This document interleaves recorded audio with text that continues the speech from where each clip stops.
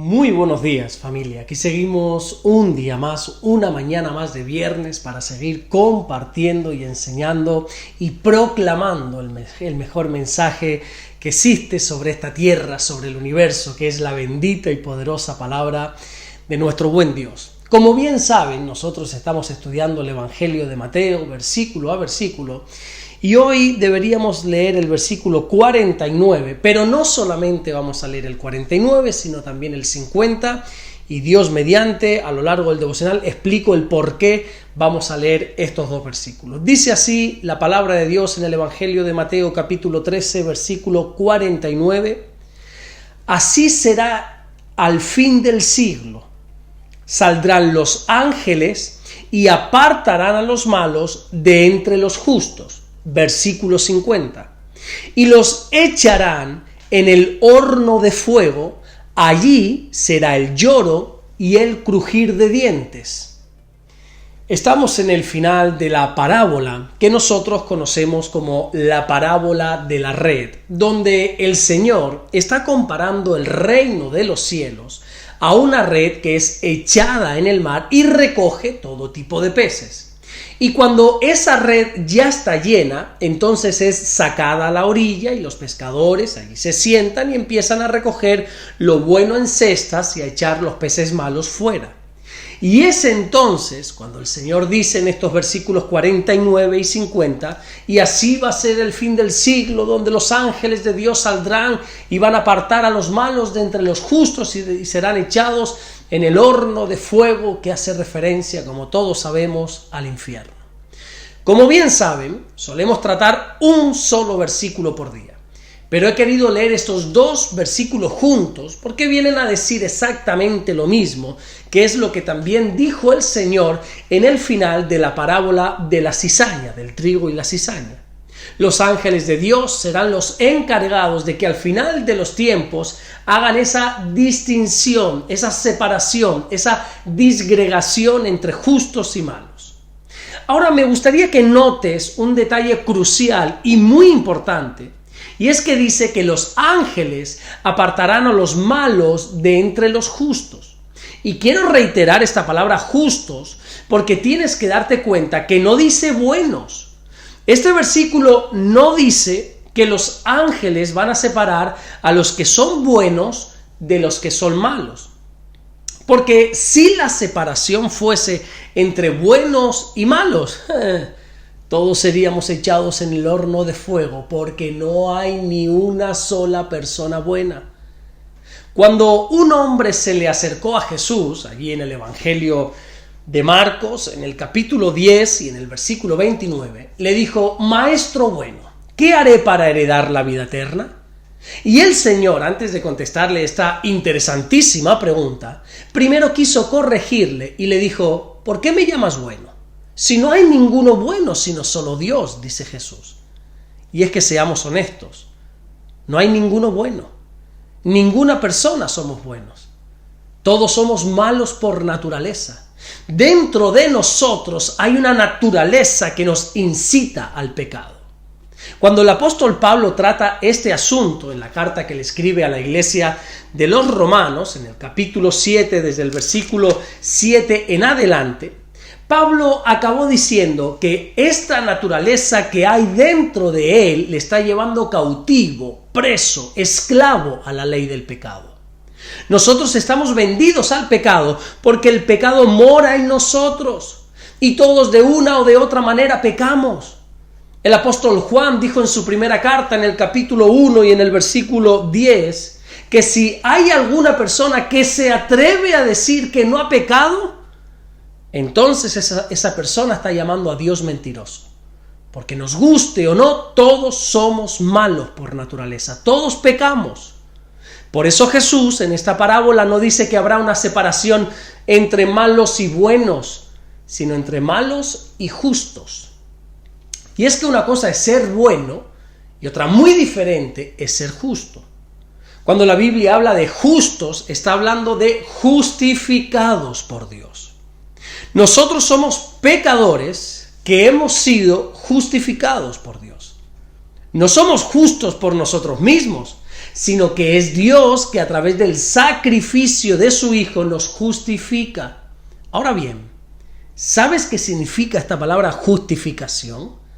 Porque esto es algo inmensamente precioso, Ser justificado no significa ser perdonado, porque uno puede ser perdonado sin ser justificado. Y me explico, mira, cuando tú perdonas a alguien, le perdonas a sabiendas de su pecado. Yo te perdono, pero todos sabemos tu pecado. No te voy a guardar rencor, no voy a guardar ira, no quiero venganza sobre ti, en definitiva, te perdono, pero en mi mente yo me acuerdo del pecado. Pero cuando la Biblia habla de justificación, significa que Dios no solamente nos perdona, sino que a través de la sangre de Jesús nos declara justos, es decir, inocentes de ese pecado.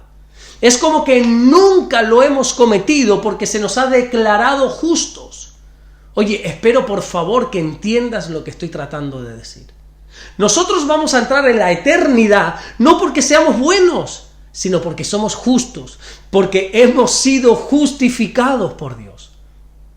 Por desgracia, a veces me he encontrado con creyentes que miran a los inconversos, que miran a aquellas personas que no son creyentes, parece como que los miran por encima del hombro, los miran como con unos aires de superioridad. Como saben que ellos son salvos, entonces miran con desprecio a los que no creen en Jesús. Pero lo que no entienden o no quieren entender, que es diferente, estas personas, es que solo vamos a ir al cielo por una sola razón, y es por Jesús, no por nosotros. Es por la sangre de Cristo que nos ha limpiado de toda maldad, no es por nosotros. El apóstol Juan también dice en esa primera carta, en el capítulo 1 y en el versículo 9, que si nosotros confesamos nuestros pecados, Jesús es fiel y justo para perdonar esos pecados y atentos y limpiarnos de toda maldad. ¿Te das cuenta? Jesús no solamente nos perdona nuestros pecados, sino que nos limpia de toda maldad. Eso es la justificación. Borra de nuestro currículum nuestros errores. Los elimina como si nunca los hubiésemos cometido. El profeta Miqueas, en el capítulo 7 y en el versículo 19, dice que Dios en su misericordia sepulta nuestras iniquidades y echa en lo profundo del mar nuestros pecados. Nuestros pecados desaparecen. Pablo le dijo a la iglesia de los Colosenses en el capítulo 2 y en el versículo 14 que cuando Cristo muere en aquella cruz se anula el acta de decretos que había contra nosotros. Ese acta que nos era contraria ahora es quitada y clavada en la cruz. Nosotros podemos ser salvos porque hemos sido justificados. Lo único, escucha esto, lo único que nos diferencia de un pecador es que la sangre de Jesús nos ha limpiado. Pero somos tan pecadores como ese inconverso. Así que nunca nos olvidemos de esto. Somos pecadores con un Dios inmensamente grande, poderoso y bueno, que no solamente nos perdona, sino que también nos justifica. Amén. Vamos a orar en esta mañana, vamos a darle gracias a nuestro buen y hermoso Dios. Señor, gracias. Nos salen otras palabras de mi boca, Señor, en estos momentos después de haber leído este hermoso pasaje. Gracias, Señor. Hemos estado hablando, tratando este tema de la justificación y solo puedo darte gracias porque tú no solamente nos perdonas, sino que nos justificas, nos declaras totalmente inocentes del pecado que hemos cometido. Gracias, mi Dios, por tu inmensa misericordia. Gracias, mi Dios, por todo lo que estás haciendo. Gracias, mi Dios, por todo lo que vas a hacer. Oro en el nombre de Jesús para que tú nos guardes en el día de hoy, no solamente hoy, sino todo el fin de semana que tenemos por delante, las actividades, en las reuniones, en los cultos, todo lo que vayamos a hacer, que tú te glorifiques, que te puedas llevar toda la gloria y toda la honra. Gracias, mi Dios, por lo que estás haciendo y gracias por lo que vas a hacer. En el nombre de Jesús. Amén y amén. Que Dios te bendiga. Nos vemos el lunes, Dios mediante, para seguir compartiendo la palabra del Señor. Y les pido que por favor a todos estén orando si pueden y quieren, por supuesto, que estén orando, porque juntamente con mi mujer salimos hoy para Madrid, vamos a estar el fin de semana, bueno, y juntamente con el pastor Anderson vamos a ir también juntos para allá, y vamos a estar compartiendo la palabra a los hermanos de la Iglesia Vida Nueva, allí en Madrid, y hay unos cuantos que van a ir también de fuera, no solamente de Madrid, sino de otras ciudades, de otras provincias, y allí vamos a estar tanto el sábado como el domingo compartiendo la palabra del Señor, así que les pido por favor que ores por nosotros, que el Señor nos guarde, nos bendiga en nuestra entrada y en nuestra salida, también que el Señor nos use para poder llevar ese mensaje de su palabra a todas aquellas personas que van a ir a escuchar el mensaje del Señor.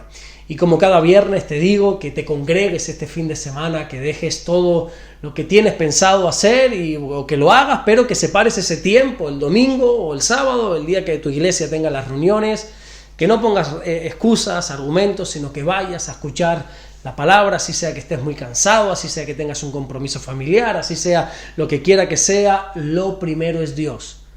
Lo primero es Dios. Buscad primeramente el reino de Dios y su justicia. Dios quiere ser el primero. Y cuando nosotros lo ponemos el primero, todo lo demás es secundario. Es importante, pero secundario. El domingo es el día de reposo para nosotros, para ir a congregarnos y a escuchar su palabra. Y eso es innegociable. No hay negocio ante esa circunstancia. Primero, ir a la iglesia, a escuchar la palabra, alimentar nuestra alma, nuestro espíritu y también dar nuestra alabanza y nuestra adoración a ese hermoso Dios que nos perdona y que nos justifica. Dios te bendiga, nos vemos el lunes, Dios mediante, para seguir compartiendo la palabra del Señor. Bendiciones.